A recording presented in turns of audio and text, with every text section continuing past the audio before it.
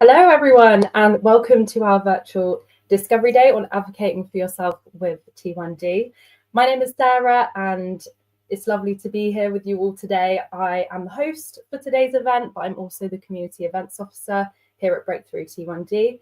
Thank you all so much for being here tonight. We are very, very excited for this event. I'm just going to pull up some slides onto the screen. So, for a little bit of insight, especially for anyone who is joining us for the first time, we are Breakthrough T1D, formerly JDRF, and we are the world's leading type 1 diabetes research charity. And although we have a new name, our mission has stayed the same: to improve lives today and tomorrow by accelerating life-changing breakthroughs to cure, prevent, and treat type 1 and its complications. Our mission for these Discovery Days is to provide everyone with valuable information, connection, and inspiration on a variety of different topics, and to help you and your loved ones feel supported. So throughout these events, you'll find out about the latest T1D research progress from expert guest speakers, and hear inspirational talks from a range of lived experience speakers, hear updates from and be able to ask questions to several technology companies who are actually all here today, and as a result feel part of a larger community, which is really important to us. So, of course, today we are focusing on advocacy, advocating for yourself with T1D, because we believe that knowing how to advocate for yourself effectively can make the world of difference to both your health and your legal rights, as you understand further what support you should be afforded. So this virtual event will explore key strategies to ensure your voice is heard and that your needs are met, whether that's in the workplace, within education, when driving, or whilst navigating healthcare. So we're going to be hearing personal stories from the type 1 community and also some expert advice. And this event will provide practical resources to help you confidently advocate for yourself. Throughout today's event, we will be listening and hearing from an abundance of speakers. And if you do have any questions for our speakers or the technology companies who are going to be also exhibiting their products today, please leave a comment and they will get back to you. I'd also really like to encourage, I know I've seen quite a bit of activity in the comments section already, which is amazing, but I'd love to encourage everyone to use the comments feature to talk amongst yourselves, share your experiences of type 1 and get to know each other. One of the best things about these virtual events is how interactive they can be in that comment section. So please make sure to get involved in that. So before we hear from our first speaker, I do want to extend a massive thank you to our industry partners on the screen there, as these events are only possible with their support. So a massive thank you to Abbott, Air Liquide, Dexcom, Insulet, Medtrim, and Ypsomed. So like I said, reps from all of these technology companies are here with us today in the comments section. So make sure you ask them any questions that you have, as they are here to help. And as you can see on screen, we've got a very exciting lineup today. A huge thank you to everyone who has supported with this event and for joining us today. So without further ado, I'm going to introduce our first speaker, Josie Clarkson, to give us an update on the research Breakthrough T1D is currently funding. Thank you, Josie. I'm Josie and I'm the Research Communications Lead at Breakthrough T1D, and I'm here today to tell you a little bit more about our research. Breakthrough T1D is a global charity and we fund the very best research wherever it takes place in the world. Currently, this means almost 500 research projects in over 20 different countries. This includes over 60 clinical trials testing the latest treatments and technologies in people living with type 1 diabetes. Currently, we also have over 20 active grants here in the UK. We fund research into all areas of type 1 diabetes. So that means treating it, so helping to improve the lives of people living with type 1 diabetes right now. This includes things like technology, novel insulins, and complications of type 1, which I'll go into a little bit more detail on later. This also includes prevention of type 1 diabetes. So we want to detect type 1 even earlier than we do now, so that we can intervene earlier in its progression and stop it developing to a point where you even need to take insulin. And then ultimately, what everybody wants is that elusive cure for type 1 diabetes. And I say cure, but actually it will probably look something more like cures, because different things will work for different people. But ultimately, the cures will give people with type 1 diabetes the ability to make your own insulin again through either replacing your insulin making cells or using immunotherapies to help achieve this. Again, I will talk more about this in a little bit. So firstly, treating type 1. So I touched on this earlier, but things like technology. So this is your continuous glucose monitors, insulin pumps, and the technology that links those two together, hybrid closed loop. Technology can go a long way to helping making managing type 1 a lot easier. But we know that we're not there yet. Even with the latest technology, hybrid closed loop, you still need to enter in details about when you're going to exercise and whether you take in any carbs through eating or drinking. What we want to get to a point is a fully closed loop where you don't have to enter any details and the system responds automatically to your rising blood glucose levels. Then we have some exciting developments in novel insulins. So novel insulins are any new types of insulin that make insulin therapy a little bit easier. So this might be insulins that work faster, or insulins that you don't need to take as regularly, so maybe even just once a week. And the most exciting is our smart insulins. So these are insulins that can respond directly to rising blood glucose levels. So potentially a store of insulin safely inactive in your body that is only released in response to rising glucose levels. Now, we're not there yet, but we have lots of exciting research ongoing that's moving us closer to a point where we can test these in humans. Diabetes complications. So as we know, living with type 1 for a number of years can lead to damage to other body parts, such as your kidneys and your eyes. And we want to find these earlier so that we can treat them earlier and stop more damage happening. Ultimately, we want to know who might be more at risk of developing these complications so that we can intervene before even any damage has occurred. One of the complications of type 1 is hypo unawareness, where you may not necessarily get any symptoms that you're having a hypo, which can be dangerous because obviously if you don't know your blood glucose levels are dropping, you may get to a point where you're dangerously low. So we're tackling all these things to make living with type 1 a little bit easier while we keep on our hunt for cures. Next up is prevention. So as I mentioned earlier, we want to detect type 1 as soon as we can spot any signs that it's developing, because the earlier we can identify it, the earlier we can treat it and hopefully slow and even stop the immune attack that leads to type 1 diabetes. So we're finding people in different stages of type 1. So we know that there are 3 or sometimes 4 stages of type 1. And the first 2 stages are where you don't have any symptoms. So how do we find people if they don't have any symptoms? So we're funding screening projects to identify biological markers in the blood or in our genes that show that someone is developing type 1 or is more at risk of developing type 1. And when we find these people, we are testing our new immunotherapies on them. So immunotherapies are any drugs that have an action on the immune system. Because type 1 diabetes is an autoimmune condition, we want to intervene with that autoimmune attack on the insulin making cells. And we're doing this through immunotherapies. There are also existing drugs for other autoimmune conditions, such as psoriasis, which we're testing on people living with type 1, and they're proving to have quite a good effect at helping to treat type 1 as well as these other conditions. So lots of exciting research going on in this space so that people hopefully one day won't even need to start taking insulin. And ultimately, we do want to cure the condition. And a cure will mean different things to different people, but biologically, it means giving people with type 1 the ability to make insulin again.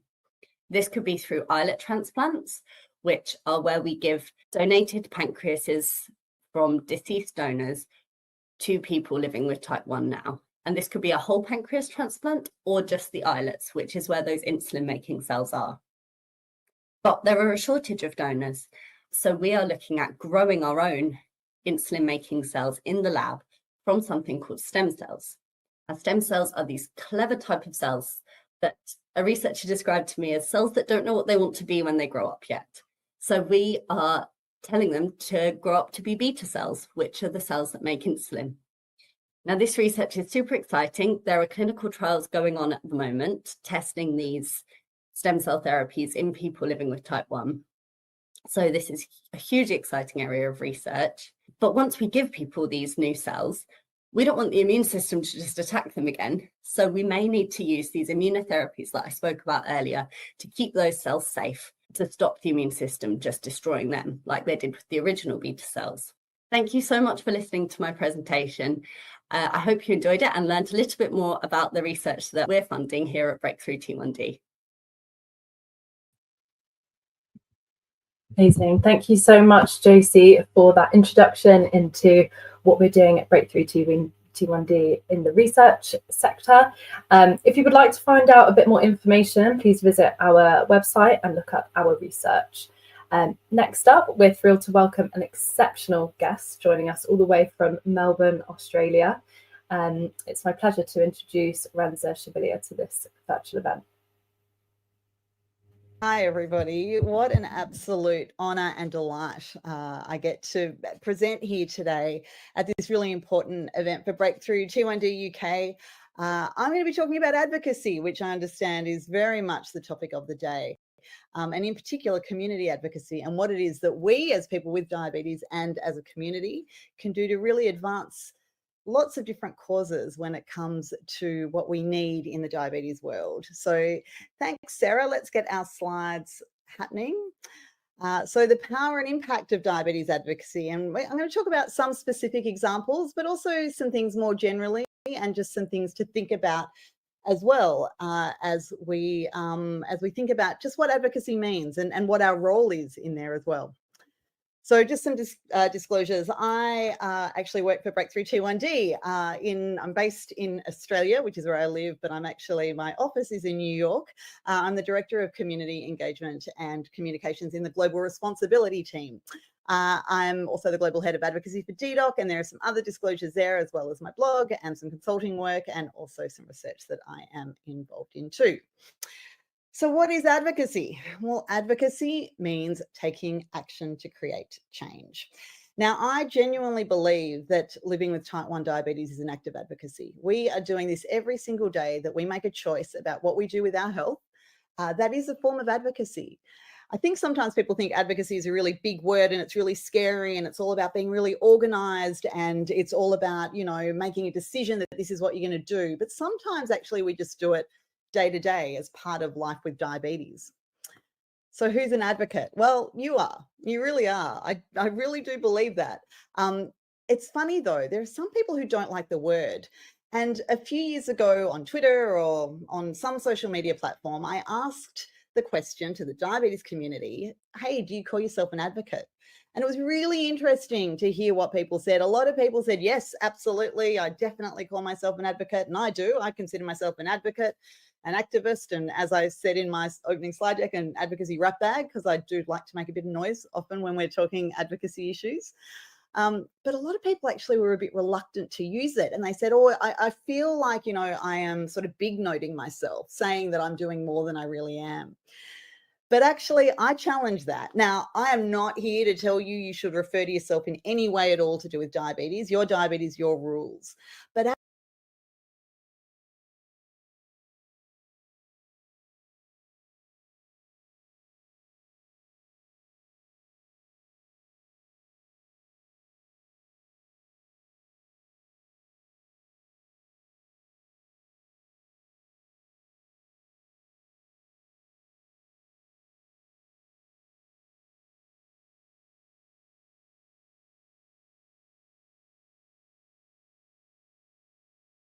to make a bit of noise often when we're talking advocacy issues. But a lot of people actually were a bit reluctant to use it. And they said, I feel like, I am sort of big noting myself, saying that I'm doing more than I really am.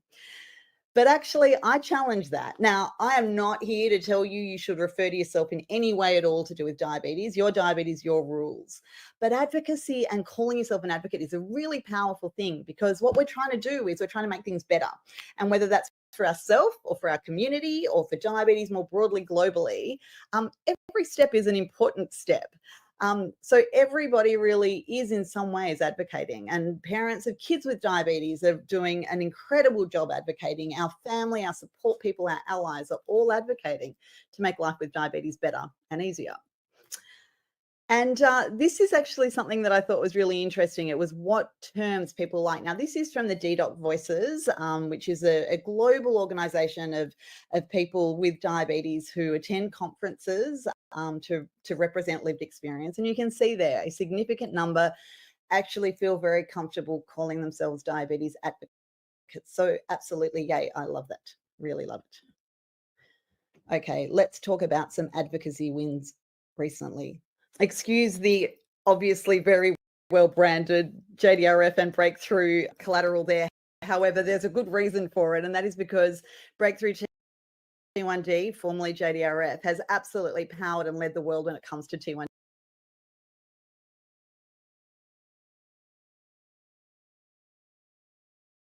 So here are just a couple of examples. I'm going to start by giving you a very, very Australian version, and that is the Access for All campaign for CGM access.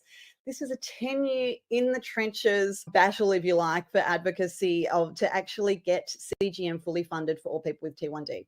Now, if you live with type 1 diabetes in Australia, you have funded access to CGM.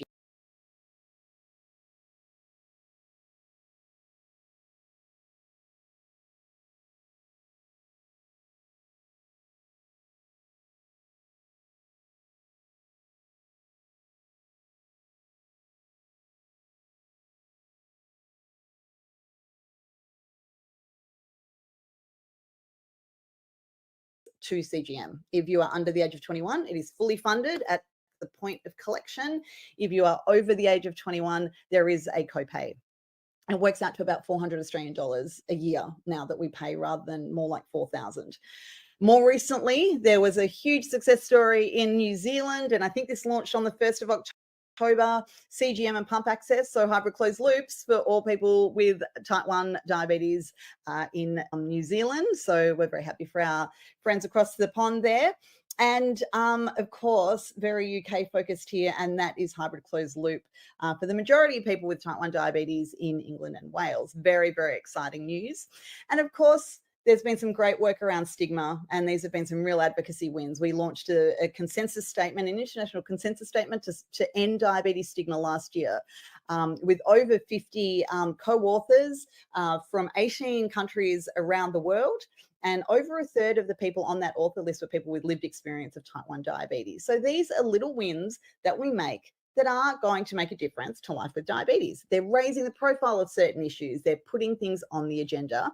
And all of them have been very, very much driven by community. Super, super important.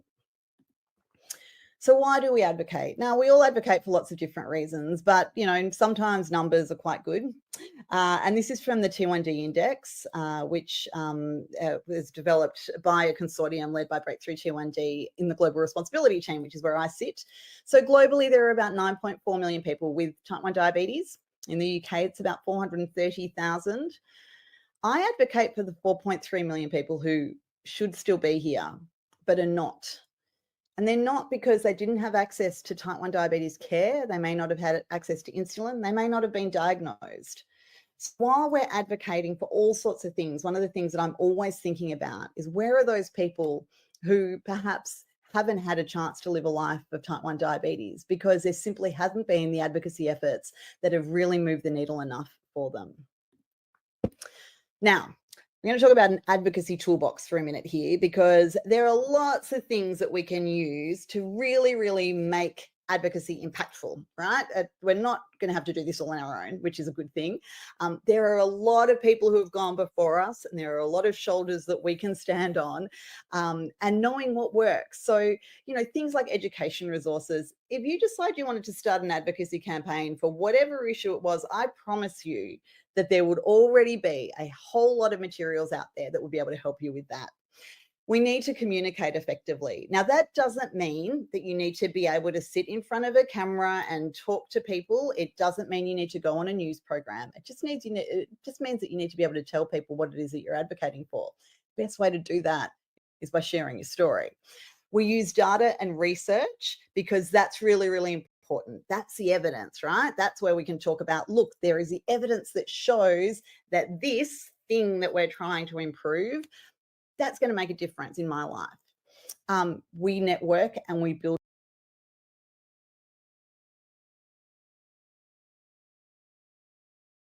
resources. So knowing our rights, know what the relevant legislation that we can lean on might be, accessing advocacy organisations who are really great when it comes to helping with these sorts of legal resources, and getting the terminology right. And we're going to talk about that in a minute. But the most important bit, and that is us, it's you, it's me, it's the people with diabetes in our community. Because lived experience and community focus is what drives so much of what we do. Now, remember I just spoke about data and evidence? I think of that and all the research, that's the mind stuff, right? Our stories, that's the heart stuff. Now, you put it together, you've got hearts and minds, and the story is incredibly compelling, makes it very hard to ignore. It's really what drove something like our CGM campaign here in Australia. We had people with diabetes talking about how life-changing and life-saving CGM technology was, and then we had really strong data to back up why it was so important, the changes that it made in our lives, the fact that it meant we could contribute more because we were missing less school, fewer days at work, all of these sorts of things. Hearts and minds, super important.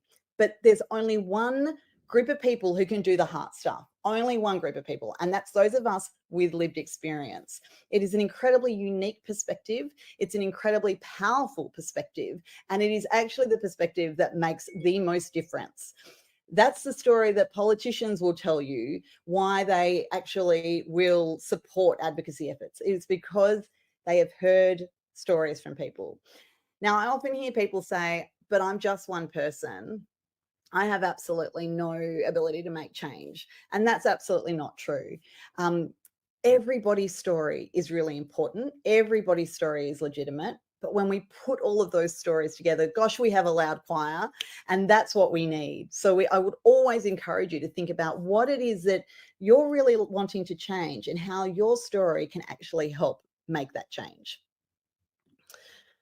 So use everything in that toolbox, right? Okay, so everything, every single thing that you can, form alliances, look at the people who are fighting for the same sorts of things, who are advocating for the same sorts of things. Look to the people who have done this before and ask them what sort of advice they can provide. Look to amazing allies. Allies are so, so important. So they're people who are perhaps policymakers who are really sympathetic to a diabetes cause. Most countries have Friends of Diabetes parliamentary groups. Find out where yours is and who is leading it. Make a time to go and have a chat with them. We all know that there are health professionals who are fighting our fight for us. They are so much on our side. Find them and talk with them and learn what they're doing and see how you can help, because quite often they're doing what they can be doing, but they really need the community involved as well. Finding those allies, finding those support networks, that's hugely impactful and hugely important. And this is where we're going to talk about legal protections, because this is something in your toolbox that you really, really do want to use. I think, again, this probably becomes something that we all think is a little bit tricky. I don't have a law degree. I don't have a law degree. What is it that I need? I'm not going to understand this. Well, you do not need to go into too much detail, really, about what it is that you need to know. You don't need to be able to quote laws or whatever. But what you do need to be aware of is that there are legal protections, and they exist to support you. They're there to make sure that accommodations that you need, that they are made. It's there to protect your rights. It's there to stop discrimination. And this is something that I think that perhaps we don't necessarily learn quite as much as we need to, because we think it's too hard. It's too murky. It's going to be just really difficult. I'm going to need to have some sort of professional understanding about what this is. But you really only need a high level understanding. This is where the advocacy people in diabetes organizations is so critically important, because they will know the right things that they can point you to. Now, I'm thinking about this recently in an Australian setting. For some reason, post-COVID, airports have become the most horrible place for people with type 1 diabetes. I travel a lot for work. Before COVID, I never ever had an issue at an airport, ever. Not once. I'd always diligently have my letter from my doctor, and I don't think I had to show it once. Suddenly, post-COVID, every single thing became an issue. Everything became a battle. And it was really useful knowing which parts of legislation protected me from demanding, if you like, that I would have a pat down and not walk through a device that my device manufacturer was saying, don't walk through there. Don't walk through the full body scanner. We haven't done the tests on there yet. So knowing exactly, and so all I needed to be able to say was, this is in this particular part of the Home Affairs Act, this is what you need to know. And these are the sorts of things that become very, very useful when you're in a bit of a pickle. Being able to quote these sorts of things are useful. You don't need to go into detail. You just need to know exactly what it is, be able to bring it up on your phone. That becomes very, very useful. But there's another thing that we think about, and this is perhaps a bit of a contentious issue, and I don't think it should be, but I recognize that it is. And I want to talk about disability for a moment, and the term disability, the term disabled.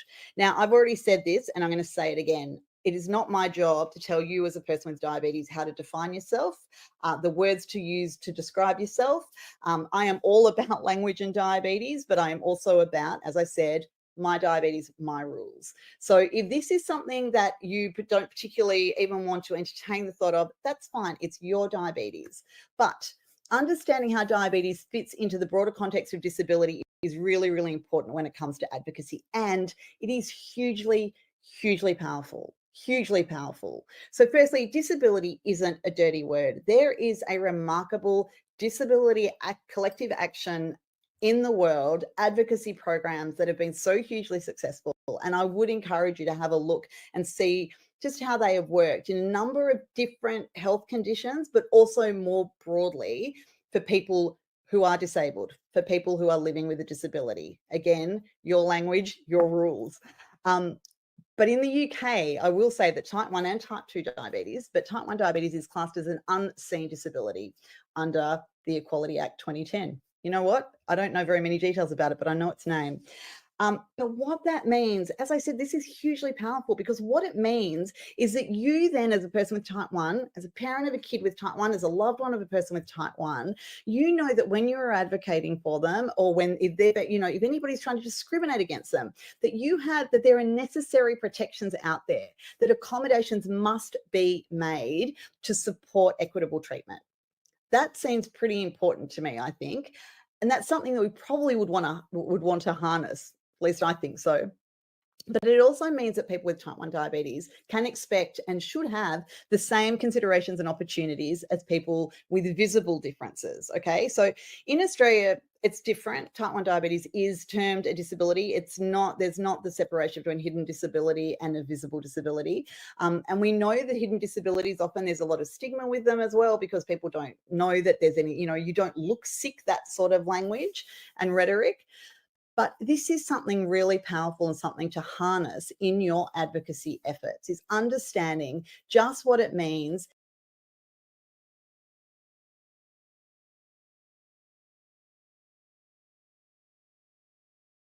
to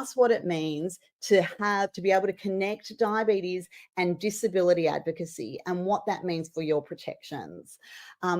Also, making sure that you join them together and that there is that link. It fosters urgency amongst politicians, also amongst the general public as well, but it really does with policymakers. Disability seems to be better understood, and when you are able to link diabetes with it, there is a real shift in perception.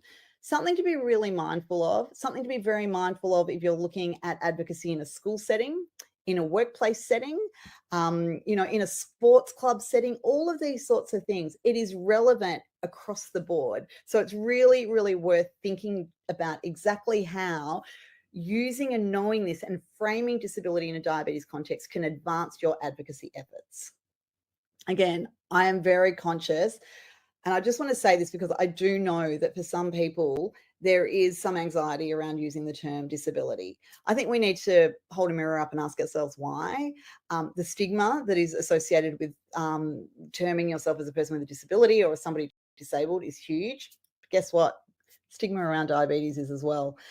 So maybe it's the double stigma that we're concerned about. Maybe it's we're worried about how people will perceive us. I get all of these things, but I think this is a conversation very much worth having and really exploring exactly what it means for your advocacy efforts. So the power of community and collective action, and this is where the real power is. I genuinely believe that community is everything to me. It really is. I think community is everything when we look at peer support, when we look at the power of advocacy, when we look at the power of raising our voices to help people understand what type 1 diabetes is all about, what it means on a day-to-day basis, what I as a person with diabetes need from the broader community. All of those sorts of things are so much more powerful when our voices are amplified and we come together as a big group. I've chosen a lovely photo there of DDoC Voices. I think from memory that was at EASD earlier this year, where we had 25 or 30 people with lived experience as part of this program. And you know how it makes a difference?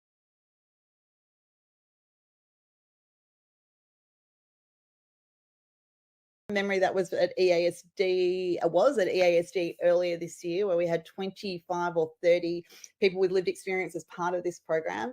And you know how it makes a difference at conferences? You know, a long time, not that long ago, people with diabetes were not welcome at professional conferences. Okay, they were seen to be the space for health professionals, and it was not the space for people with diabetes, despite the fact that they were talking about the very condition that we live with 24/7. It's advocacy efforts like DDoC, like other groups as well. I know that in a previous life, when I worked at a diabetes organisation in Australia, I really pushed for change with that here as well. It is now not only normalised, it's expected.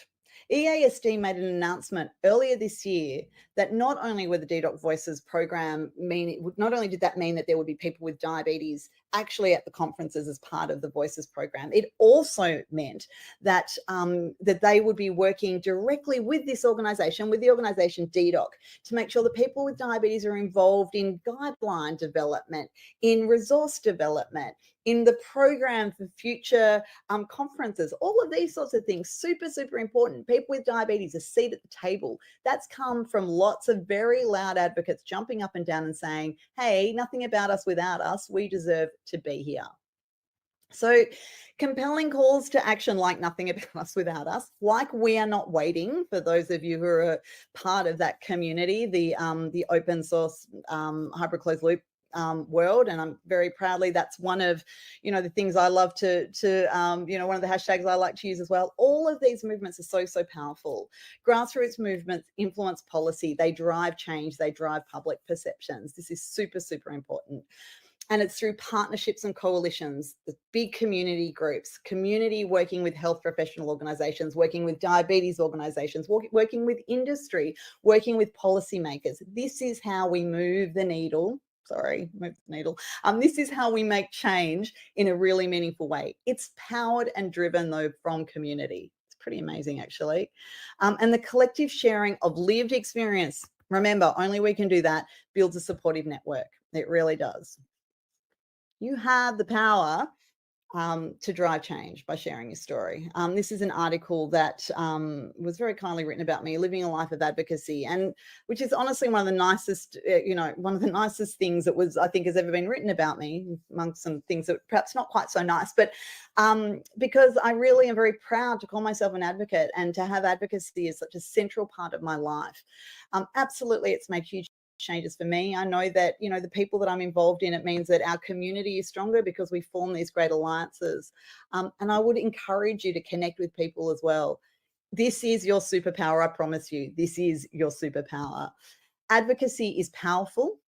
It is something that we all do every single day, even if it's on a tiny little scale, sitting in a doctor's surgery and asking specific questions about saying, I really want to do this, or even putting your hand up and saying, hang on, I'm not happy with this, or even saying, I just want to completely change how everything is to make it better. Every single one of those things is an act of advocacy. I would encourage you to reach out and support people. Please reach out to me. I'm always happy to talk advocacy. You can find me on LinkedIn. One of the very good things about being called Renza Shabilia is if you Google Renza Diabetes LinkedIn, I promise you'll only get me. And please do also have a look at Diabetogenic. I've written a lot about this. But thank you so much. What an honor it is to be here and to get to chat with you all. And I'm looking forward to hearing the other speakers today too. Thank you. Thank you so much, Renza. What a powerful presentation. And thank you for joining us all the way from Australia. We are now going to be moving on to my next speaker. We've got my wonderful colleague, Leslie Jordan, joining us today, talking a lot more about type 1 technology and advocacy. So without further ado, I will pass on to Leslie. She is in the comments section as well, so do ask any questions if you have any. Thank you, Leslie. My name's Leslie Jordan. Hello, everyone. I'm the Technology Access Lead at Breakthrough T1D, and I'm going to be talking to you about accessing type 1 diabetes technology. I'm going to talk about positive clinic appointments, the NHS decision tool, NICE and their recommendations, continuous glucose monitoring, which I will call CGM from now on, hybrid closed loop, HCL, and pumps, and Breakthrough T1D's resources and help. So it all starts, this is why I put positive clinic appointments in first of all. It all starts with a good support team. The QR code there will take you to a page on our website which sets out how to have a really positive clinic appointment. We know sometimes people can feel that they haven't been listened to or that they've forgotten to say things that they wanted to cover. So really the essentials of having a good clinic appointment are to prepare for it in advance. Don't just wait until you get there. Make sure your data is uploaded so that it's ready for your clinic to have a look at while you're there. Have a think about anything that you want to discuss and write it down so that you don't forget. And if you're going to be making a case for a different technology than you already have, then it's good to gather up some evidence. So that might be, rather than saying, for example, I need a particular kind of CGM rather than one I've got because I want follow, then give examples of how having that feature would make a difference to your life. So rather than just talking about the feature itself, give some examples of how it's affected you in your life and how things would be much better if you had that feature. While you're in the clinic itself, refer to the piece of paper that you've written your notes on and that you've got with you. You can show it to your team as well. Ask lots of questions, have a dialogue with your team. Don't just take everything they say without processing it while you're there. And if you're unsure about anything, ask them what they mean by that. How is that going to make a difference? What they expect to see, what they would expect to see as a positive outcome of any changes that they suggest, how long you should give it to make those changes, and when you would know that either it's been successful or it's worth trying something else. And also write notes while you're there as well. Research shows that both the clinician and the patient are both bad at remembering exactly what was discussed in the clinic. So if you write it down in front of them, then you both know what you've discussed, what you've taken away from the appointment, and you've got a record to look back on later as well. So I've talked about preparing for your clinic appointment. This NHS tech decision tool is written with people in England and Wales in mind, but I think it's useful for people in Scotland and Northern Ireland as well, because it's such a clear guide to take you through all the processes of what to think about, what technology would be helpful for you, figuring out what's important to you, what's not important to you. It gives you space to write down the things that you want to discuss, that you want to remember to discuss, and it also gives you space to write down what you did discuss so you can take those away with you. That QR code there will take you to a page on our website that is an overview of all the different technologies that are available. So have a look at section 8 for a link to this tool, which you can download and print off to your heart's content, or fill it in digitally and take it with you on your phone. So let's talk about NICE and SIGN. So NICE is the National Institute for Health and Care Excellence, applies to England and Wales and fortunately to Northern Ireland as well. And SIGN is part of the Health Improvement Scotland, and they make their own recommendations about treatments in Scotland. So one thing you need to note under NICE there is that clinical guidelines such as those about managing type 1 diabetes, the ones that we had a couple of years ago about everybody being entitled to CGM, those ones are best treatment recommendations. Technology appraisals, such as the one about insulin pumps and the most recent one about hybrid closed loop, are treatment recommendations that place mandatory funding obligations on the funding body, so the ICB in England. If something has a technology appraisal, the ICB must find the money to pay for it for everybody who meets the criteria. In Scotland, the recommendations by SIGN don't carry that funding obligation. So, moving specifically onto CGM and Flash. So the first QR code there on the left-hand side is to our page about getting CGM on the NHS, and it covers all regions of the UK. So the policy in England and Wales is that everybody with type 1 should be offered CGM or Flash. You should be offered a choice, but we are aware that there are some issues in some areas across the whole of the UK. And if that's the case in England, please ask your team to email Professor Partha Carr. He is gathering evidence and sorting these out. In Northern Ireland, the policy is the same as England and Wales, but in practice, prescribed CGM is at almost 100%, so very easy to get any Libre sensor or Dexcom One, but far, far more difficult to get advanced CGM, and I'll come to that in a moment. In Scotland, the policy is to offer everybody with type 1 CGM or Flash.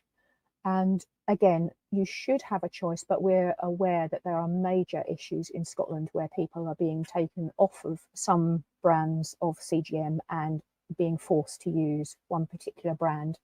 There's clinical leadership that's working on that in Scotland. So that is all I can tell you at the moment. That's all we know at the moment. Please bear with the Scottish clinical team and they will be sorting that out as soon as they can.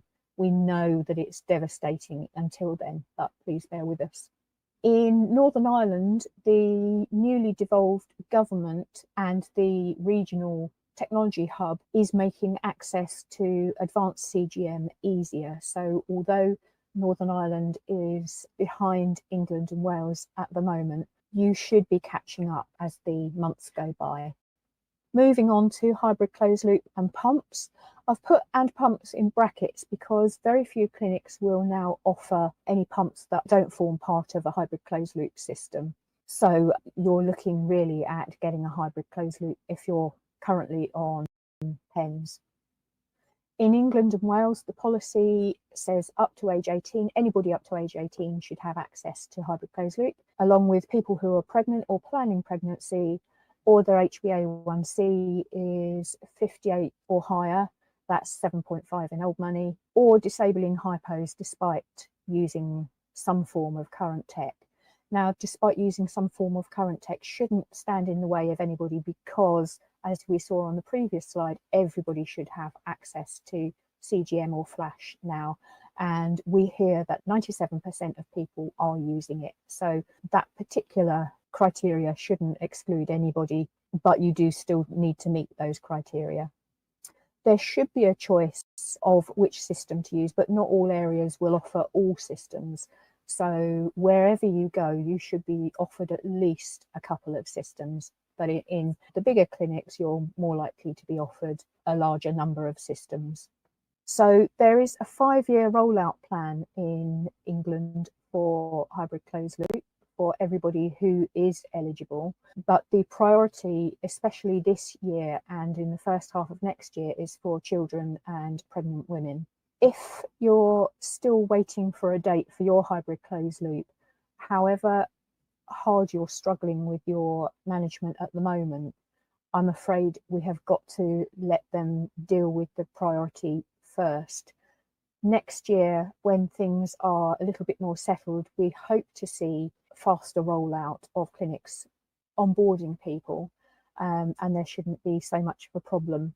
So although the technology appraisal was published in December last year, it didn't really start taking place until summer this year, because there were several things that still needed to be put in place before clinics could get going.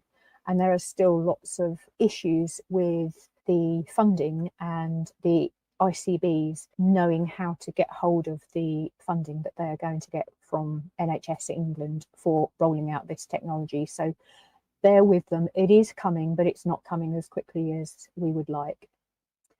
In Northern Ireland, they have endorsed the NICE technology appraisal on hybrid closed loop, which means that they are going to follow those guidances. You should be offered a choice of systems, as in England and Wales, but not all areas will do all pumps. But we understand that the central hub, the central technology hub in Northern Ireland, is offering all the systems that are available.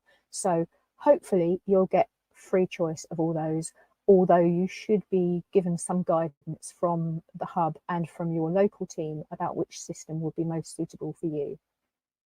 In Scotland, they have a far more open policy. Pretty much anyone who needs it, maybe not necessarily who wants it, but anybody who needs hybrid closed loop should be able to get one.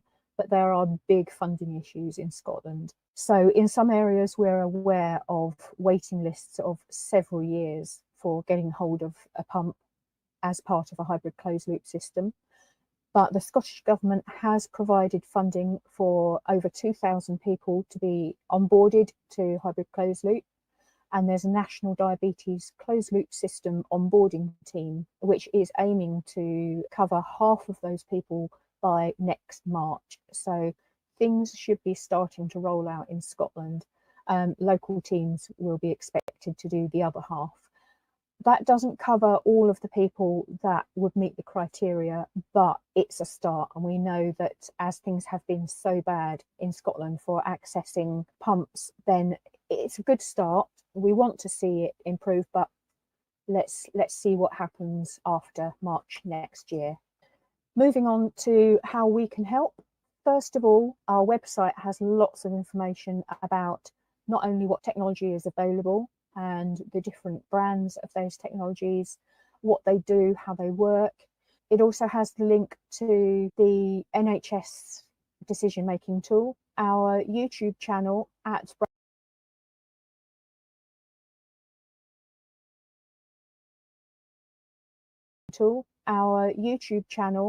Breakthrough T1D UK has a playlist about type 1 diabetes technology, which includes a bunch of animated videos that explain in a very straightforward way what the different technologies do, along with a whole load of other videos as well, including all the previous virtual discovery days and many other videos as well.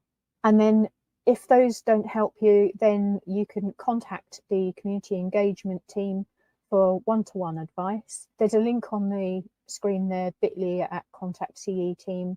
If you go to that page, I would encourage you to fill in the form rather than to email the team. The form will send an email through to us, and then anybody from the team will be able to pick it up and get back to you.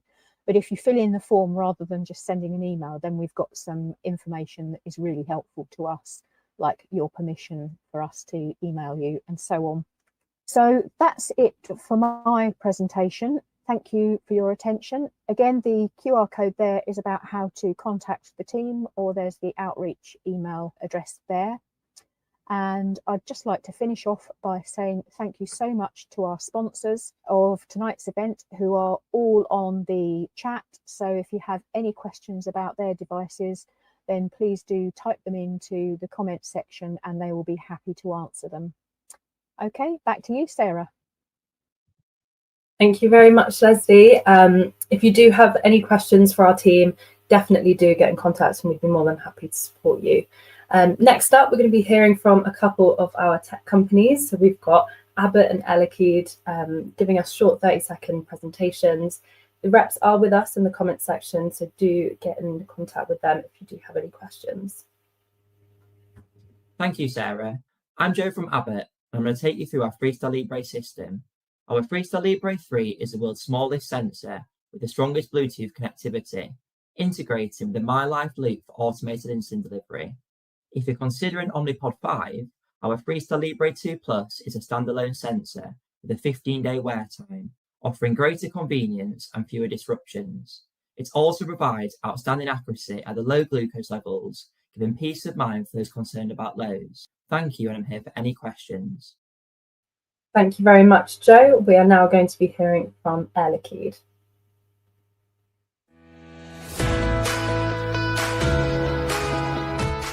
Join a thriving community of people who stopped listening to what type 1 diabetes is supposed to be and started living the life they want with the T-Slim X2 insulin pump. Control-IQ technology predicts glucose levels 30 minutes ahead and automatically adjusts insulin dosing. That means no more daily injections, no more finger pricks, and fewer sleepless nights. Start living the life you want with the T-Slim X2 insulin pump and Control-IQ technology. A life without limits. Thank you very much both for your continued support. So I'm now going to be passing on to our next guest, the wonderful Emma Scheel, who's going to be here to talk to us a little bit more about advocating for yourself in the workplace. Over to you, Emma. Hi everyone, my name's Emma Victoria Scheel and I'm a PhD researcher in psychology at the University of Huddersfield. And I'm here to talk to you today about my research, which involves type 1 diabetes and work. I know today's kind of event is all about self-advocacy, so I won't talk all about my research. I'll just pull out the bits that are kind of relevant to today's event. So first of all, I just want to touch on why am I talking about work. So first of all, there's many gaps within the research of type 1 diabetes, whether it be psychological issues, healthcare, or occupation, which is a fancy word for jobs, basically. And within all of them, there's a general lack of interventions that support good diabetes self-management.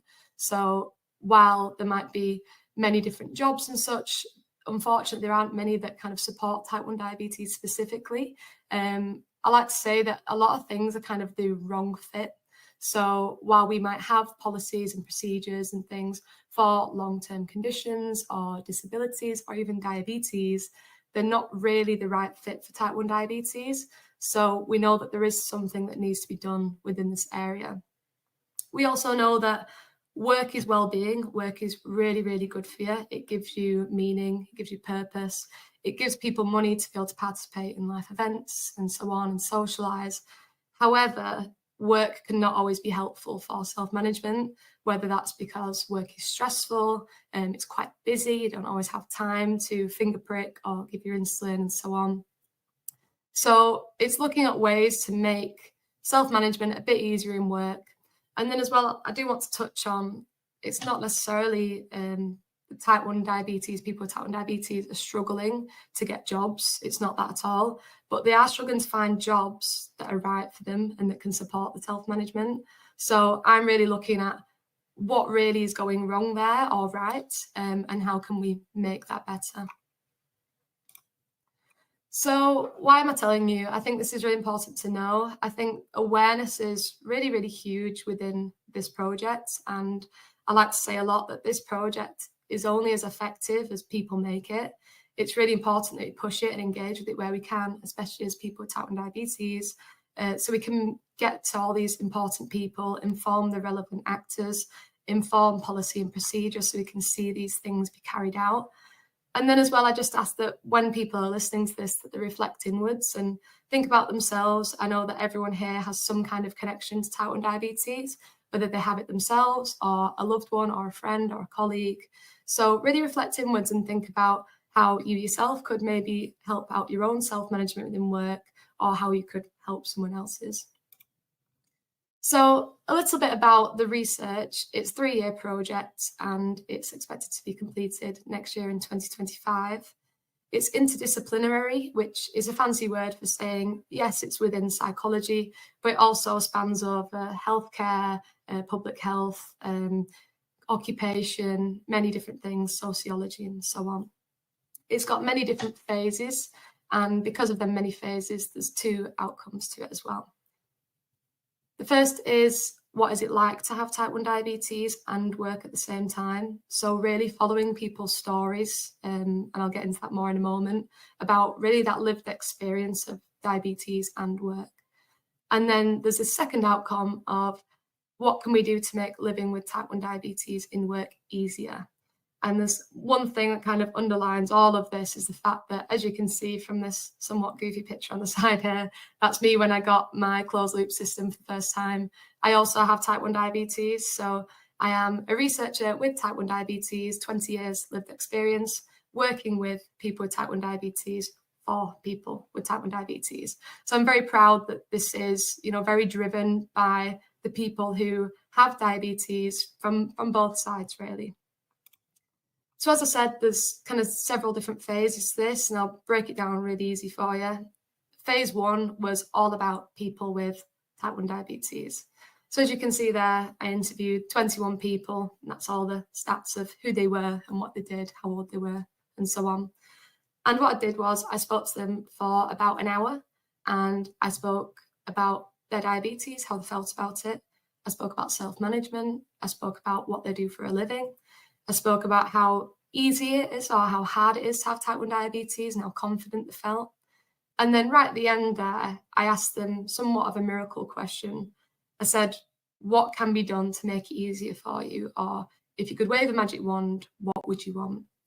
And then I took this to stakeholders, because it's all well and good saying, I need this, this, this, and this, but unfortunately, it's not always feasible, whether it's because some things just can't be done, or whether it's the size of the company and resource and so on. So I had this really strong, in-depth kind of look at people's lives. And then I took this end bit of the research, this what can we do, to stakeholders, which is a fancy word for these people, 10 people within general management, human resources, business owners, and occupational health. So basically 10 people who are kind of very high up and authoritative in work. And I asked them, out of all these things that people have brought, what can be done, what can't be done? So now, and I want to caveat this as well with, I've not finished the analysis. As I said, it will be finished next year, so I can't talk too much about kind of the end result. However, I can say that there are a set of peer-reviewed and evidence-informed statements that will be brought forward from this research and hopefully transform work for people with type 1 diabetes. So I want to talk about that qualitative side first. And when I use the word qualitative, that means that big talking bit. So all about people's lives, lived experience, all that kind of side. And here are some direct quotes about self-management and what people felt about it. So that kind of huge, hefty quote at the top, I've bolded kind of the most important bits there. People thought self-management can be really exhaustive. It's a lot of changing this, doing that, cannula here, pod here, pump this. It's very, very long list, and it is every day. This person next said it's lots and lots of planning ahead. And then these next 2 people said, it's all about self-advocacy. I feel I have to do it all myself.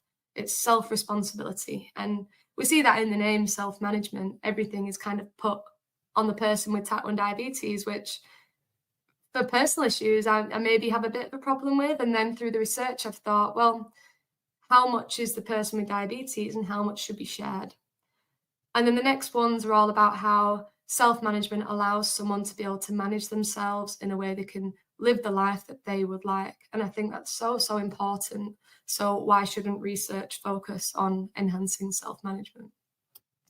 And then the last one there, it's all about being human. I just thought this was really, really nice. You don't always see the nicest research, and I think something like that is a really, really nice quote to hear.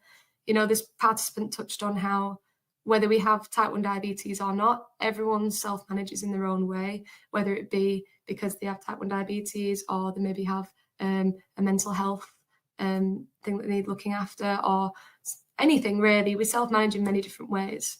And it's all about normalizing type 1 diabetes and making it as normal as, say, a bad back or something else within work, and feeling allowed and permitted to do that. So this bit here, it's just about some questions that I asked in this big interview as well. So I asked each person, how important do you think self-management is? And that's this blue line at the top here. And as you can see, for every 21 participants, it was 8 and above out of 10. So super, super important. People think this is their lifeline. It's so, so important. And then the orange line there is about confidence. And as you can see, this goes up and down like a roller coaster. For some people, they are not confident at all. And for some people, they're extremely confident. So why is it when we look at participant 5, for example, they feel 10 out of 10 important to self-manage, but only 2 out of 10 confident? And that's why I'm doing this research, because there's this kind of huge gap between people knowing it's important, but they're maybe not doing it because they don't feel confident. So why is that? And here are some answers. So as I said, I've not got to the end of the analysis yet. So here's just a bit of an insight into what I found. And the bit on the red bit on the left-hand side here are why people do not self-management or self-managing work or don't feel confident. So that might be because they're concealing the conditions, they're hiding it. They might not want people to know they have type 1 diabetes, and that might be because it makes them feel vulnerable or they don't want to put it on others. Some of them also might feel quite a bit of judgment from other people or don't feel the same as others because they've told them about that, which is really, really sad. And then some might feel that they lack understanding from their employers, the bosses, or even the colleagues and friends. And then because of this as well, some fear that they might have a negative career impact and have real job security concerns, because if I tell them I have diabetes, will that make them think I can't do the job? If I have low blood sugar and I don't look very well, will they think I'm not able to work? And these are all very valid struggles that people with type 1 diabetes have dealt with and spoke about within these interviews. And another down here is a desire for a professional image. Unfortunately, some people felt that eating in a meeting, having a bit of sweets or Haribos or a can of Coke, it wasn't always seen as a medication because it was something that people have for fun or as a treat who don't have type 1 diabetes. So they didn't want to kind of disrupt this facade, this persona of not being professional, as many of us don't want to in work. And then, as we all know, humans are very habitual. Once you do something once, twice, 3 times, some things can become a habit. So some people were just used to kind of working through sickness. Another day of high blood sugar, well, work comes first. I did it okay yesterday, I'll carry on doing it today. Oh, yesterday I managed to do that meeting even though I had high blood sugar, or I managed to just kind of swig a bit of orange juice in that meeting, so I'll do it again and just keep it low key. So people get used to kind of working through this sickness and put them in quite a bad space and cause them to not be confident and not be out about the diabetes. On a bit of a lighter note, on the happier side here, that people who are confident, they had this real acceptance of this sickness. And I don't use sickness in a way that I'm describing type 1 diabetes. I don't see that as a sickness. It's this daily sickness that is associated with it. So when you've got high blood sugar and you're feeling quite sick, quite lethargic, or you've got low blood sugar and you're a bit shaky and a bit dizzy, instead of feeling quite sad about this, they accepted, yes, I'm having this, yes, I'm experiencing this, but I'm going to do A, B, and C to fix it, and I'm going to feel well again. And then because these people were so confident and so accepting of what was going on, they were also able to have very open and regular conversations with colleagues. And that really fostered this lots of teamwork and understanding, because they were so open and free. Colleagues felt open and free to talk about it and raise issues with them or talk about things that they might need. Some of the co-workers even grabbed Haribos from the shop for them or grabbed different things for them that they thought would help. And then most importantly there was they knew and exercised the rights as well.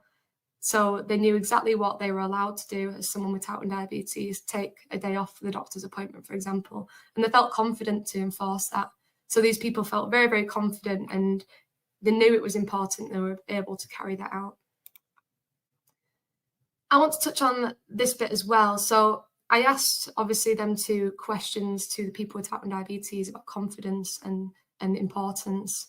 When I met up with the stakeholders, so all these people who worked and were very high up in work, I asked them, 1, what was your knowledge of type 1 diabetes? And 2, how confident do you feel to manage a worker with type 1 diabetes? And as you can see, with many things, knowledge is power. So if you have lots of knowledge, you have lots of confidence to deal with something. So people felt able to deal with a worker very effectively and be able to do what they needed to do because they had that confidence of being knowledgeable about the subject.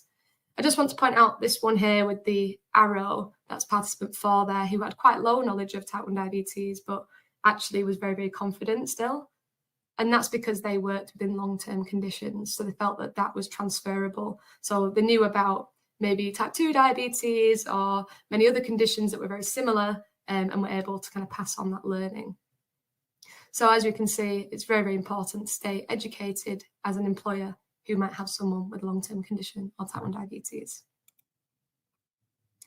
So I just want to get on to kind of the ultimate preliminary findings. Preliminary is a word for it's not quite there yet because I'm still in the analysis stage. So we know from this research, education and awareness is so, so important. It's so important that colleagues and employers know about your type 1 diabetes. They can help you if they know what you need. And if you're not showing them that or being open, they can only extend their hand so far. We know that there is a problem with facilitating the conversation from both sides, actually. We know that some employers don't really know how to manage this conversation. They don't really know how to talk about long-term conditions. And we also know people with type 1 diabetes don't always know how to talk about it without making it seem like a really big deal. There's some people who said, I actually don't need that much, but I only know how to describe it in a way that seems quite concerning to people with type 1 diabetes, and I don't want that, so they prefer to stay quiet. So we know that we need to facilitate conversations from both sides. We also know that open communication is really, really key. So keeping this dialogue open and keeping it regular, having these check-ins maybe at least every 6 months with your boss. We know that enabling self-management ultimately is the answer to improving life with type 1 diabetes in work. If someone can self-manage, as then people said at the beginning, it can give them the life that they want. So that's really, really important. We also know that there's a need for clearer policies. A lot of the policies have been said to be the wrong fit or be rigid or suit people with type 2 diabetes, not 1, or suit other long-term conditions, but not type 1 diabetes. And we also know that there's this need to tailor support and accommodations to unique experiences. So even though I'm doing all this research on type 1 diabetes, the reason why I've interviewed so many people and took so many different stories is because it looks different on everyone. It feels different to everyone. Not everyone even has the same technology or the way of dealing with it. Some people see it differently. So it's really important that we acknowledge this when we're giving people support, because that same support might not be right for each person. And then there's also this kind of note of do we shift from self-management to shared management? How much onus are we putting on that person with type 1 diabetes? And where are we okay to share it with someone else? And that's kind of what I will start to touch on more, I think, as I get through the rest of the data. So what can you do right now? As I said, I don't have any hard things to show you just yet. That's all I can show you because I'm still in the middle of the analysis. But here are just some things from my own lived experience and from the research, informed by the research, that you can do right now. So obviously it's all about self-advocating for yourself. So how can you do that in work? Understand your needs, be ready for them conversations, set boundaries and learn how to do that appropriately. If something isn't right for you to do at that time because you've got low blood sugar, or if you do that, it may cause low blood sugar, or if you've got high blood sugar and you don't feel well enough to do that, speak out, set your boundaries and have that conversation. Seek out allies and support and know what is available and be familiar with your rights as an employee. It's really, really important that you know them and exercise them to feel confident and ultimately self-manage yourself effectively in work. And that's all from me. I really hope you enjoyed hearing about that. As I said, it's really important that we share this where we can. It's only as effective as people make it. I'm very active on mostly LinkedIn and a little bit on Twitter, and that's my email there. If any of you want to get in touch about it or hear any updates, you can just contact me here. And that's everything from me. So thank you, and thank you as well. Big thank you to Breakthrough T1D. They've really, really helped me with my recruitment in this, and I just want to say thank you for being so involved in research and having me on here today. So thank you, everyone. Thank you so much, Emma, for that insight. Super important conversation there.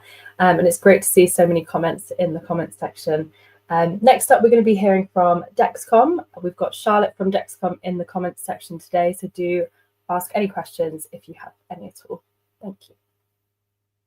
Your diabetes goes where you go. Now, so do your glucose numbers. Meet the new Dexcom One Plus, an easy-to-use and more discreet way to manage your diabetes. Continuous glucose monitoring with automatic, accurate readings. No finger pricks, no scanning ever, and customizable alerts you can rely on, so you can confidently take action here, here, even here. The new Dexcom One Plus. Make more possible. Thank you so much, Charlotte, and for Dexcom for your continued support.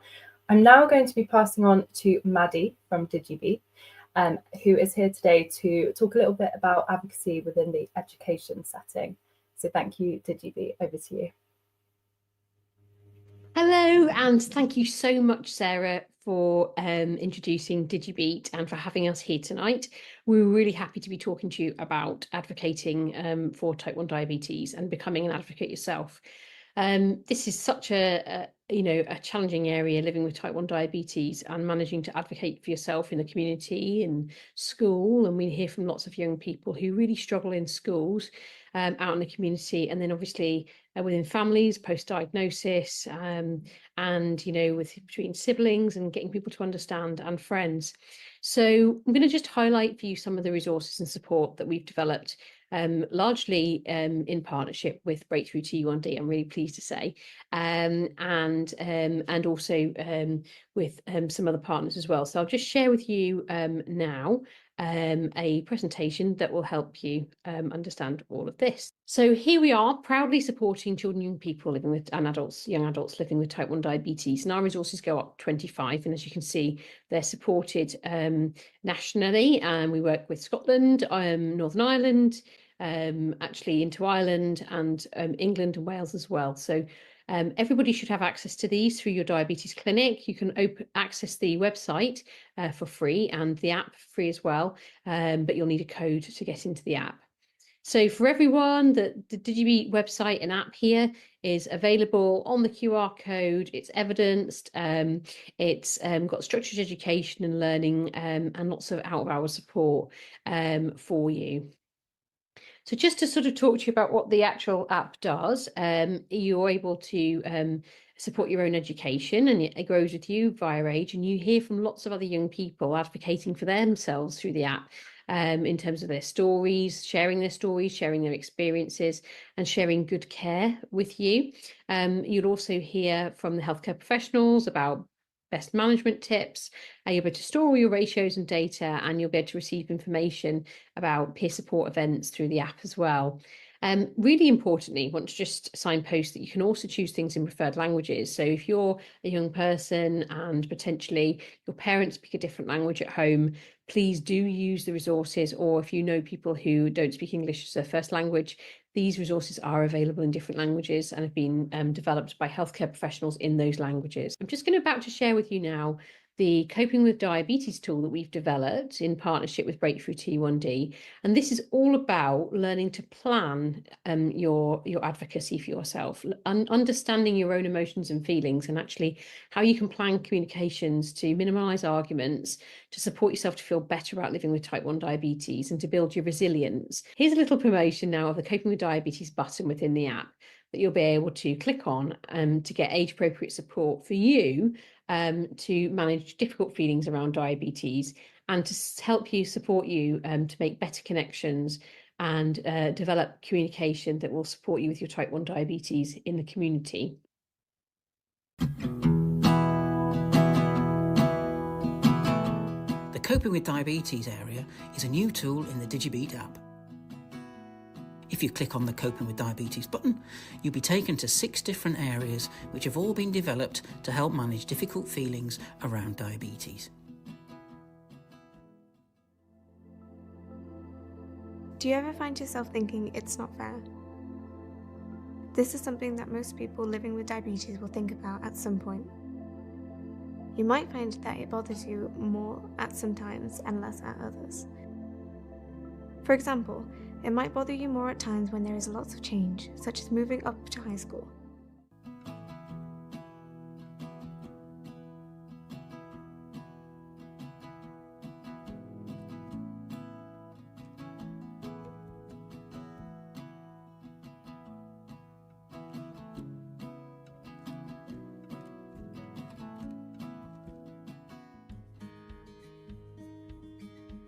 It's really common to have thoughts like, why me? And it's not fair when you're living with diabetes. It can be important to remind yourself that it's okay to have these thoughts and the feelings that go with them, such as feeling upset, frustrated.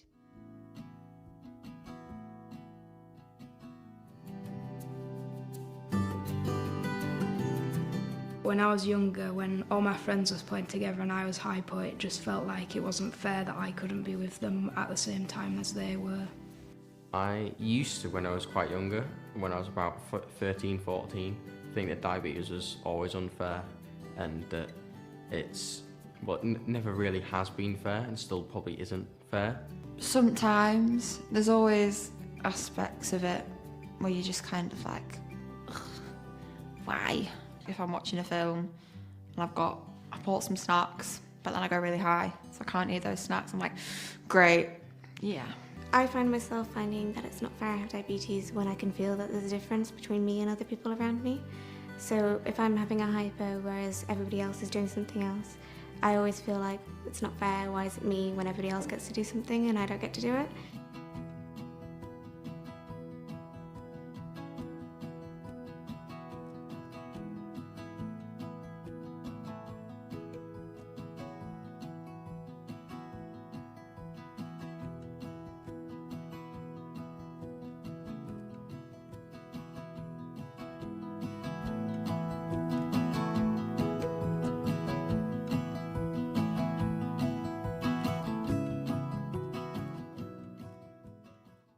So I hope you found that useful. I know there's lots of young people that find that the video was really, really helpful, and that they can see themselves in other people in these support videos as well, which is really important.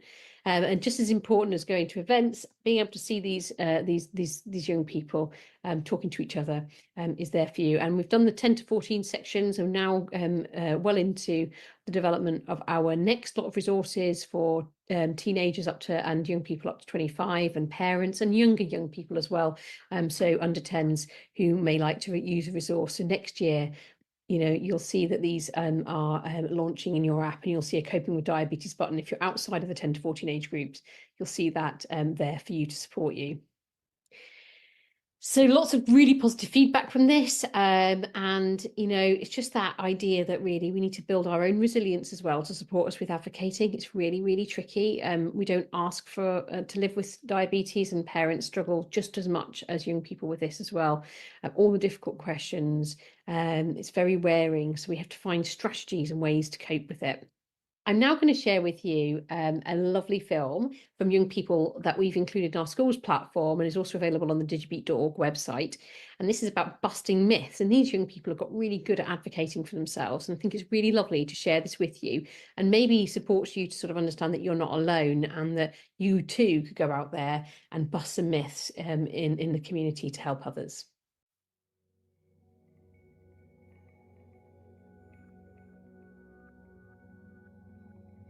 Some of the things that people get wrong about type 1 diabetes is that they think it's your fault that you have type 1 diabetes. A lot of people get wrong is that I can't eat sugar because of type 1 diabetes, which is entirely not true. I just have to put insulin in. My friends say that I can't have certain foods, but I can.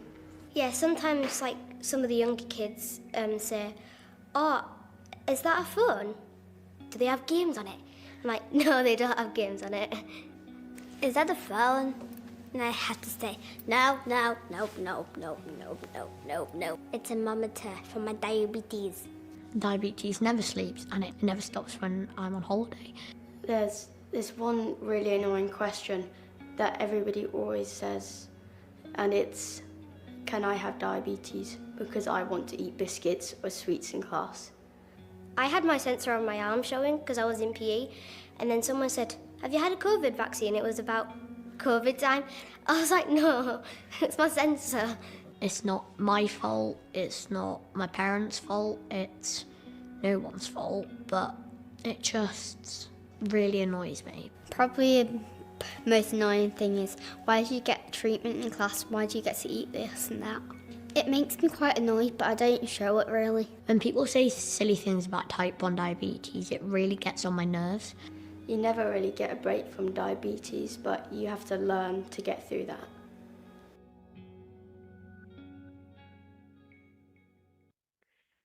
And if you like that resource, you can find more on the schools and community training platform that we've developed with Breakthrough T1D and the Together Type 1 programme as well. That's on this website. You'll see a QR code, and it's www.diabetesinsschools.org. So it's a separate URL to DigiBeat.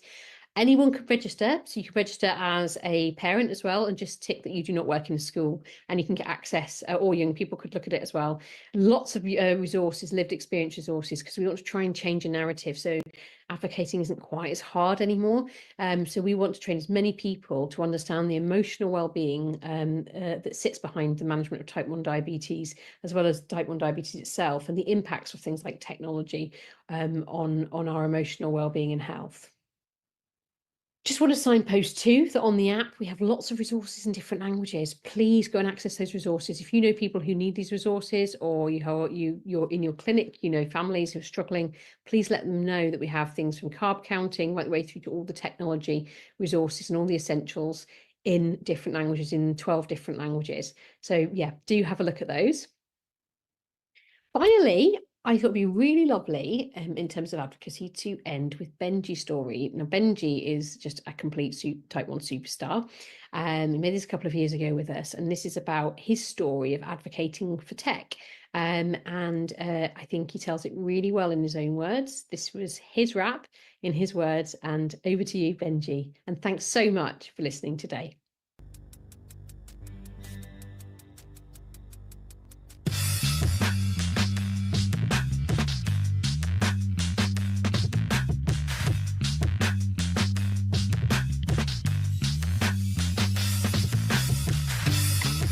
This ain't just a song but a message, a little something for my fellow type 1 diabetics. You ever get scared you won't have the equipment or technology? At a young age had to take on loads of responsibilities, had to understand what life would be like living with a disability. And life is already as hard as it is living with diabetes, and loads of people around the world are a bit uneducated, but that's not their fault. That's why I'm here to teach them the basics. At the start when I was diagnosed, I would use a needle and a prick stick to prick a little blood slip. A little bit of a hassle but nothing hectic, and yet people in public would stare at me like they'd seen something graphic. We all have our story on how it came to be. At first you'll feel alone, but you're not, and you can trust me. My story starts when I was 9, I went from pale to brickhead.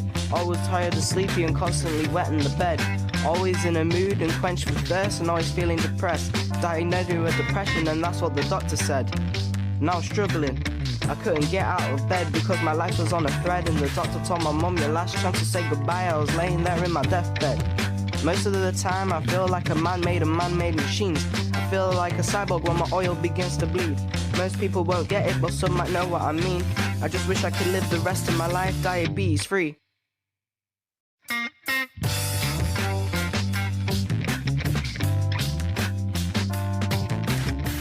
I told you all the cons, now it's time for the pros. I have a better understanding about the things I didn't know. Used to think diabetes was just based on bad habits and decisions, but it can happen from nowhere, it's just based on the pancreas's condition. Had to monitor 24/7, always checking up on my readings. Always making sure I didn't go too high from all the sugar I was feeding. Sometimes I wonder, if it wasn't for that day Granny called the paramedics, would my life be a fin? Always left confused, or where do I begin? My mum helped me fight a battle for my equipment, a battle we had to win. Why couldn't I get the tech everyone else was getting? Did I do some kind of sin? Couldn't control my diabetes well, or was it because of the colour of my skin? Who knows, but I got friends who are understanding. Never judge me or hurt me or duck me because we always end up laughing. I'm your boy Benji and this is the life I'm living. I wouldn't change the journey cause that's where I found my strength in.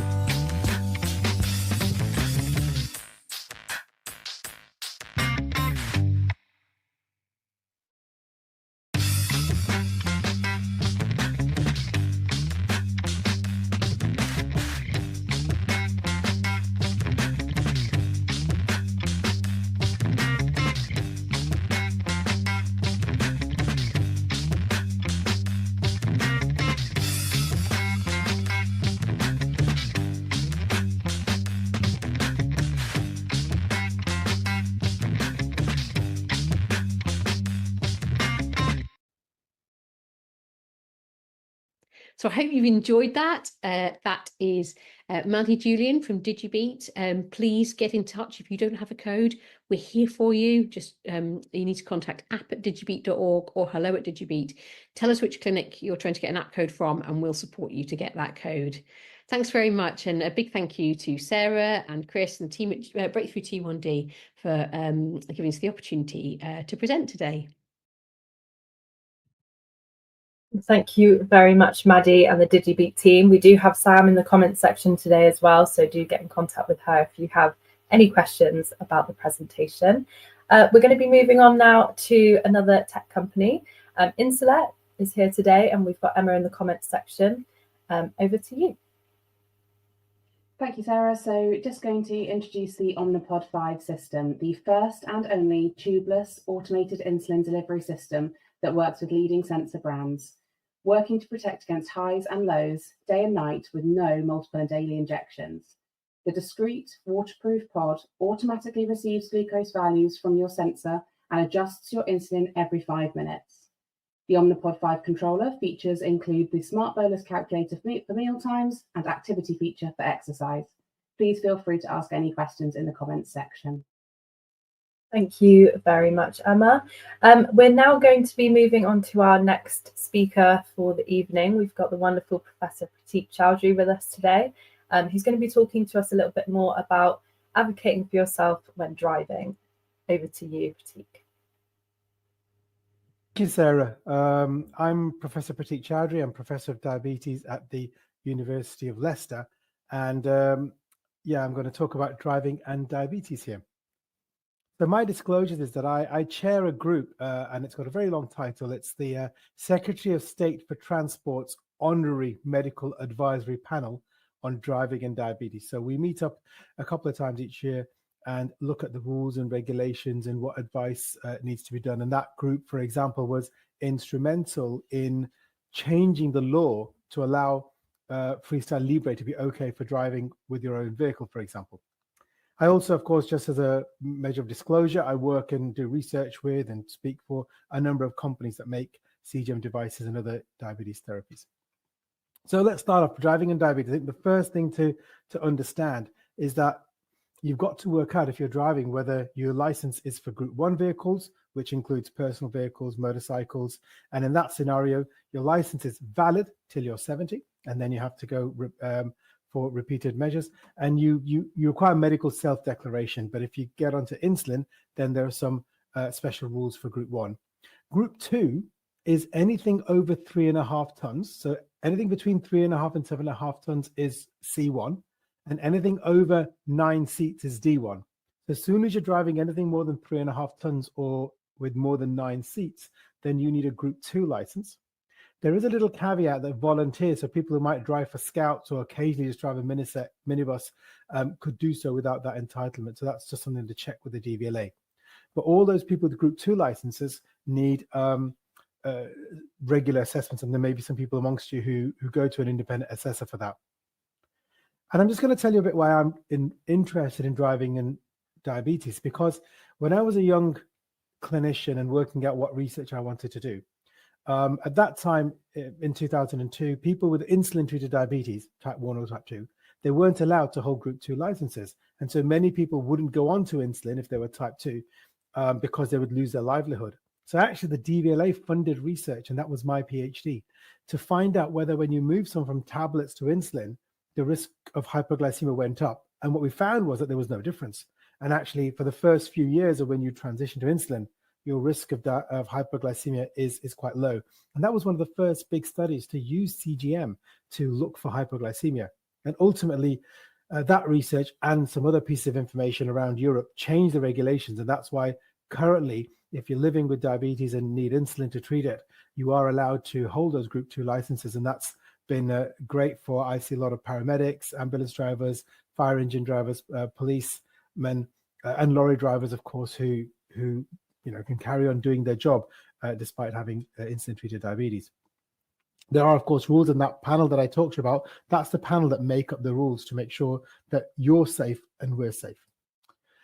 So I'm going to talk a bit mainly about the Group 2 rules here, and that's primarily because I do a lot of assessments, and oftentimes when you're with your doctor or your healthcare team, they might not know what you do or that you own a motorhome and occasionally drive that motorhome and need Group 2 license for that.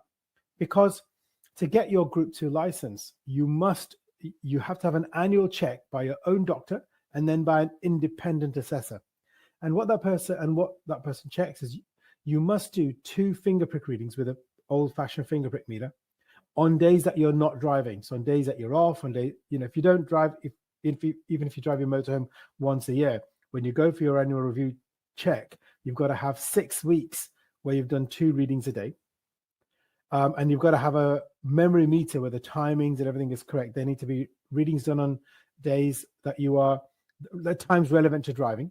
And then when you are driving a Group 2 vehicle, we've got to see evidence of finger prick readings.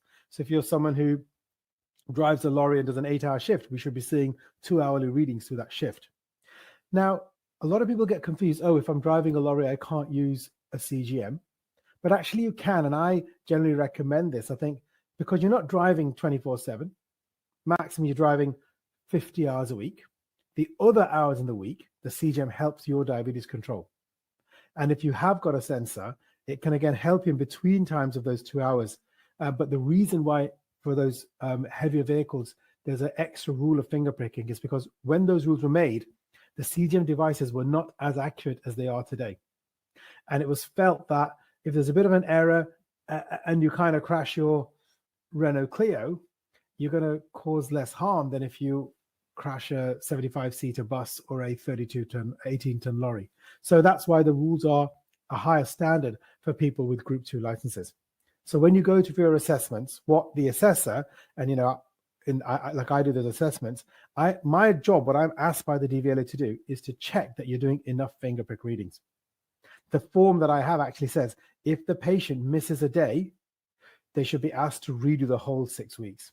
Now, often we sometimes might miss a day or so, but that's what we're signing off, that you've not even missed a single day of finger prick reading.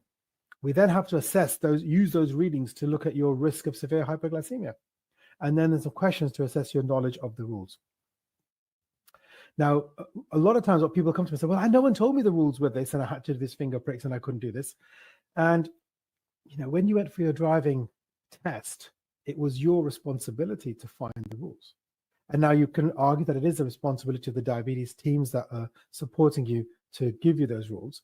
But equally, I've just put, you can look at the QR code there. If you just scan it with your phone, it will bring up that website that has that leaflet. If you've not read it, I would urge you to just kind of cross-check it, because you think you know the rules, but it's sometimes just because you've heard them secondhand from somewhere, but that's where the rules really are. And so if you're reading, for example, if you want to drive or you're asking your son or your daughter to learn to drive, you probably ask them to read the highway code and not just rely on someone to say, if there's that white circle with a black line, you can go as fast as you want to, or the rule says it's 60 miles an hour here and 70 miles an hour there. So knowing the exact numbers, I think is important.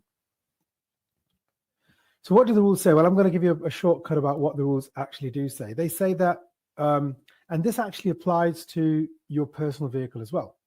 So if you're a Group 2, you must always carry your glucose meter and finger sticks, because if you're hypo, you need to cross-check it. But if you're not, then at least you need to have your flash monitoring or CGM system with you.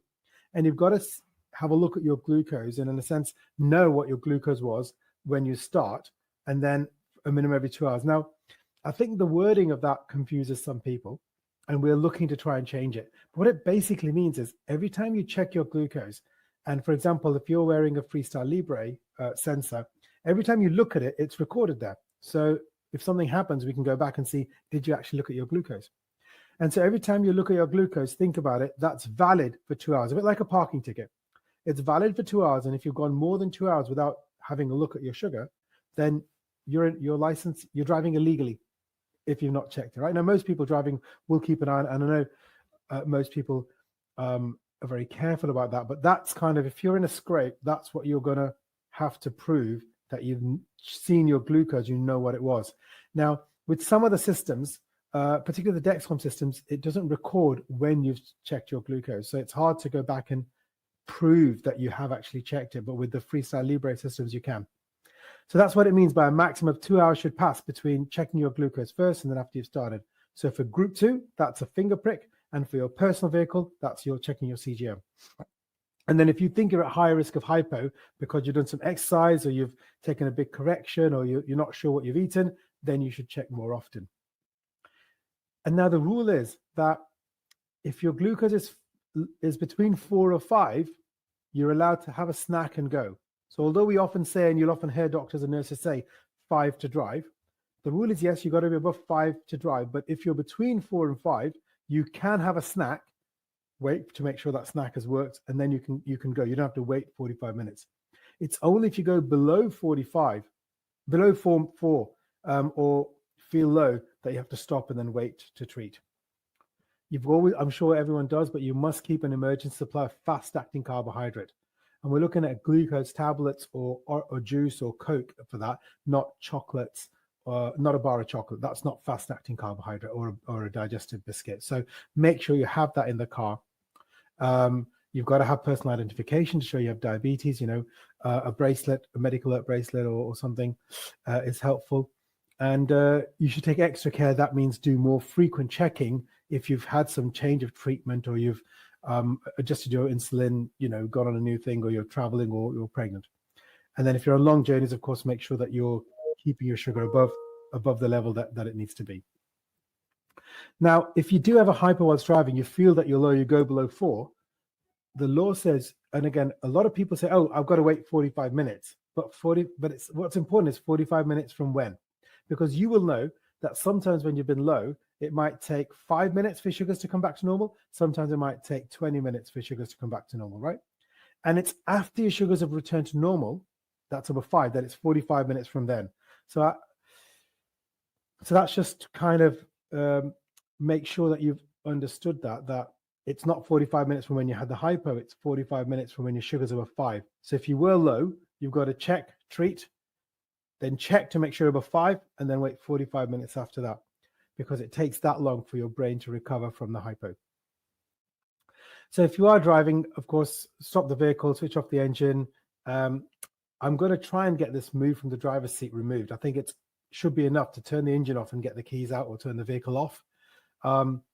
You know, and then if you're using a CGM, they say you should finger prick, but I know a lot of people now don't have finger pricks. So if you feel hypo and your glucose is 4.3, you could take a snack and move on. But if you're at 3.8, you've got to cross-check with a finger prick if you have. If not, treat it, wait for your CGM to get above 5, and then wait 45 minutes, I'm afraid. So there's just a picture of kind of how it works. So you've got, if you've treated your hypo, you've got to wait for your sugar to come back above 5, check and confirm it, and then it's 45 minutes from then. So in total, you might have waited for about an hour. And it's that because this is a research study just to show you what happens. It's, you know, we check people's reaction times. And if you're low, as soon as you go low in that box, you can see that the kind of light gray line is your reaction time going up from about half a second to about 3/4 or 1 second, so almost doubling. And then after the sugar's normal, it took about 45 minutes before reaction time came back to that person's normal. Now, I just want to have a brief word about when we talk about hypoglycemia, a lot of times, and this is a painting that I was given permission to use by an artist called Katie Lambert.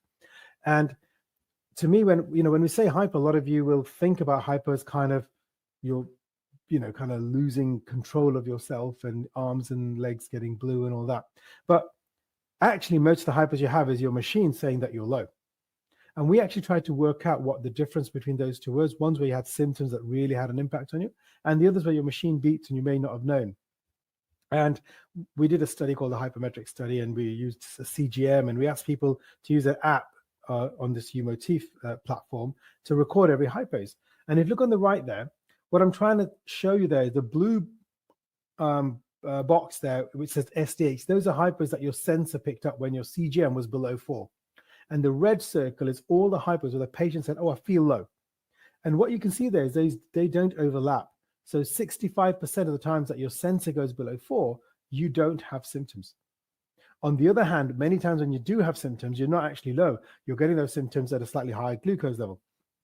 So the point that makes is that you can't rely on feeling low to know that you are low. And that's why measuring that glucose frequently if you're driving is really important. And actually, we did this and found out, if you look on the left-hand side there, people with type 1 diabetes only picked up about 40% of the times they went low. And that's people who themselves would report that, oh, I can feel my hypos usually between 3 and 4. But actually, when you look at the sensor, there's many times when they were low and didn't actually feel it. So that's why it's important to make sure you're checking in if you're driving frequently, to have an alarm set that will prevent you from getting below 4. I'm going to put this up, and this is disturbing, but it's just to show that this is what we want to try and make sure that you're not in this scenario where your name's in the news because you were low whilst driving and you didn't know about it, and something horrendous and tragic happened. And these are cases just once from 2019, but there's a couple of others that I found just in the last year where someone, blood sugars plummeted from 7.8 to 2.9.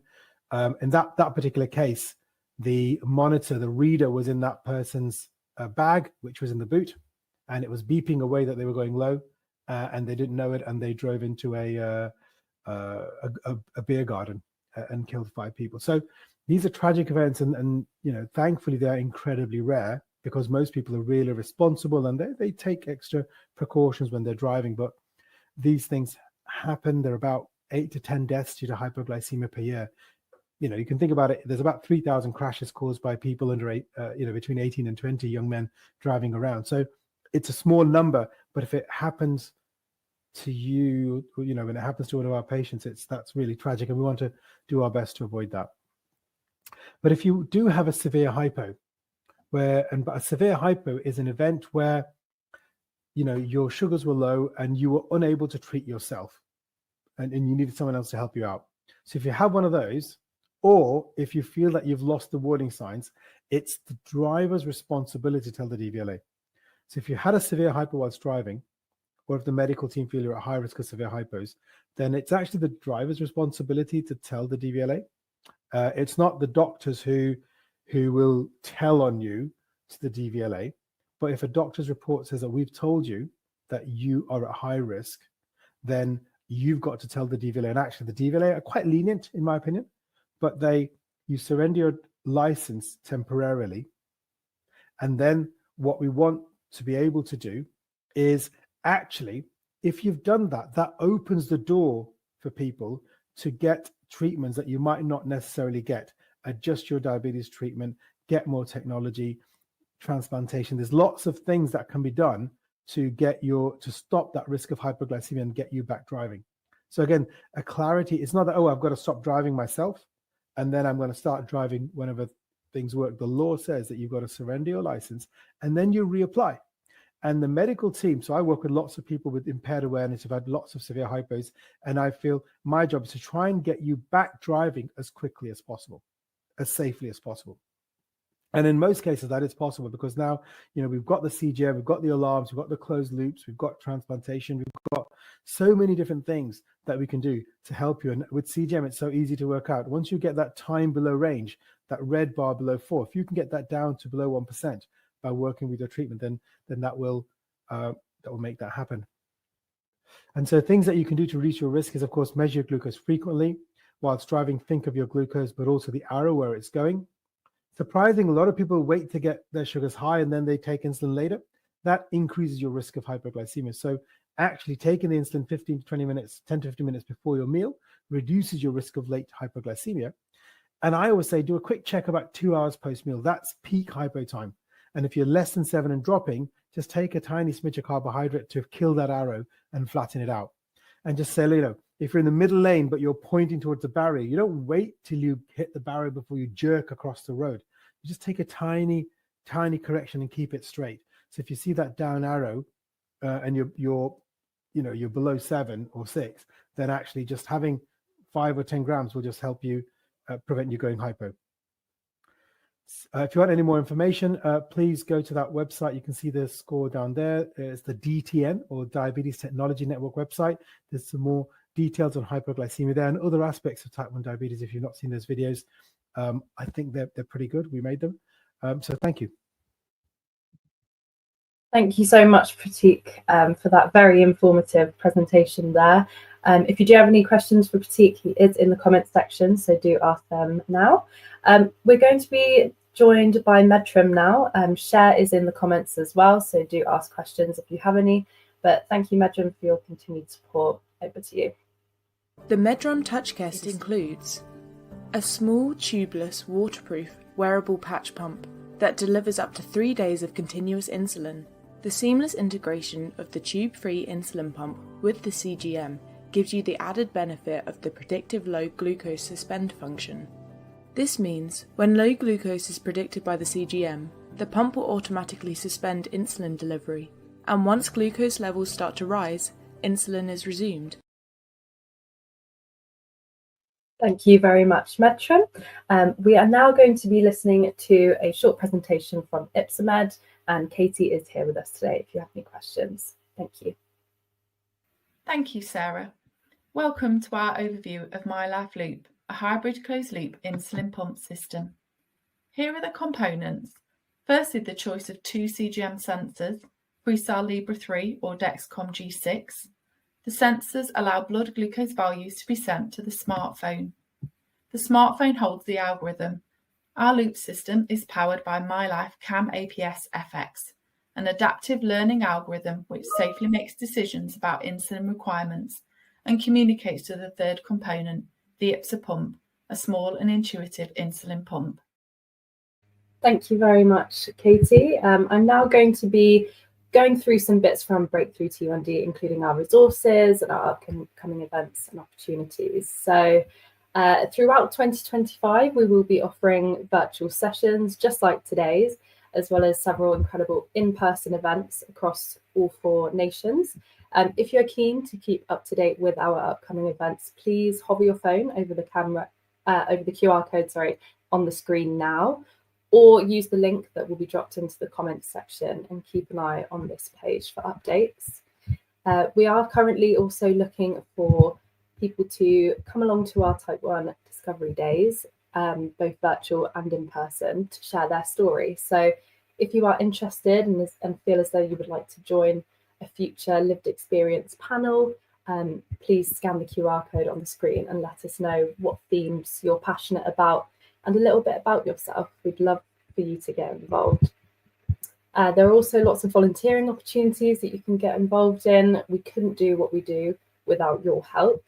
If you're 18 plus and connected to Type 1, you can join our Insight and Experience panel to share your views, shape policies, participate in market research, and engage in all stages of research projects, which is really exciting, including clinical trials. If you're 25 or under, consider joining our Youth Ambassadors program. So within that, you can connect with peers, raise awareness and funds for Type 1 research, and of course, gain new skills through guided tasks.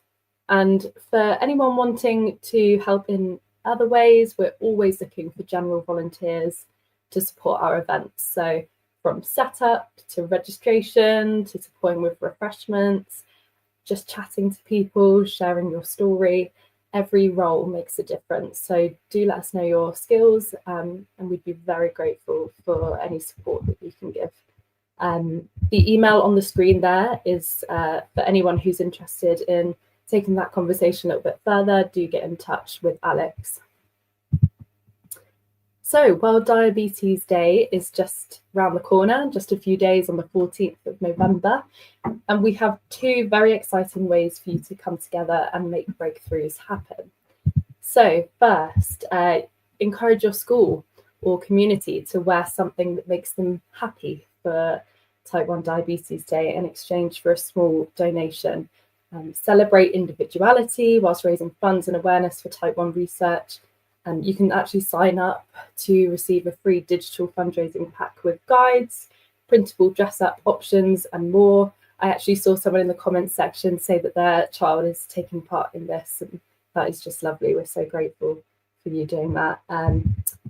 Or if you fancy taking on a much bigger challenge, you can join a group of passionate fundraisers and climb the highest freestanding mountain in the world, Mount Kilimanjaro, this time next year.